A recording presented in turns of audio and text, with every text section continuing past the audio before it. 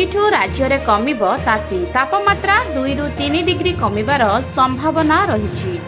April ପହିଲାରୁ ତାପମାତ୍ରା ହ୍ରାସ ପାଇବା ସହ ରାଜ୍ୟର ବିଭିନ୍ନ ସ୍ଥାନରେ ବର୍ଷା ସମ୍ଭାବନା ଥିବା କହିଛି ଆଞ୍ଚଳିକ ପାଣିପାଗ ବିଭାଗ। ବିଶେଷକରି ଦକ୍ଷିଣ ଓଡ଼ିଶାରେ ଆସନ୍ତା ଏପ୍ରିଲ 2, 3 ଓ 4 ତାରିଖରେ ହାଲୁକା ବର୍ଷା ହେବାର ସମ୍ଭାବନା ରହିଛି। ଫଳରେ ଓଡ଼ିଶାର ତାପମାତ୍ରା 2ରୁ 3 ଡିଗ୍ରୀ ପର୍ଯ୍ୟନ୍ତ ହ୍ରାସ ପାଇବ। ଏପ୍ରିଲ 2 ତାରିଖରେ ମାଲକାନଗିରି ଓ କୋରାପୁଟ ଜିଲ୍ଲାରେ ମେଘୁଆ ପାଗ ସହ ଗୋଟିଏ କିମ୍ବା 2ଟି ସ୍ଥାନରେ ହାଲୁକା ବର୍ଷାର ସମ୍ଭାବନା ରହିଛି।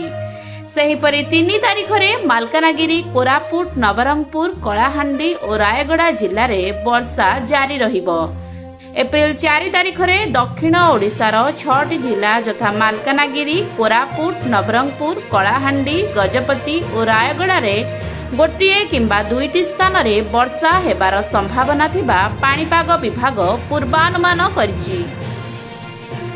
କିଛି ଦିନ ତଳେ ରାଜ୍ୟରେ କାଳବୈଶାଖୀ ଯୋଗୁଁ ତାତିରୁ ସାମାନ୍ୟ ଆଶ୍ୱସ୍ତି ମିଳିଥିଲା। ବିଭିନ୍ନ ଜିଲ୍ଲାରେ କାଳବୈଶାଖୀର ତାଣ୍ଡବ ଦେଖିବାକୁ ମିଳିଥିଲା। କେଉଁଠି କୁଆପଥର ମାଡ଼ରେ ଚାଷ ଉଜୁଡ଼ି ଯାଇଥିଲା ତ କେଉଁଠି ଘର ଭାଙ୍ଗିଥିଲା। କାଳବୈଶାଖୀ ପରେ ଏବେ ରାଜ୍ୟର ବଦଳିଥିଲା ପୁଣି ପାଗ। ପୁଣି ଥରେ ଆରମ୍ଭ ହୋଇଥିଲା ଗ୍ରୀଷ୍ମ ପ୍ରବାହ। ଅସହ୍ୟ ତାତି ଓ ଗୁଳୁଗୁଳିରେ କଲବଲ ହେଉଛି ଜନଜୀବନ।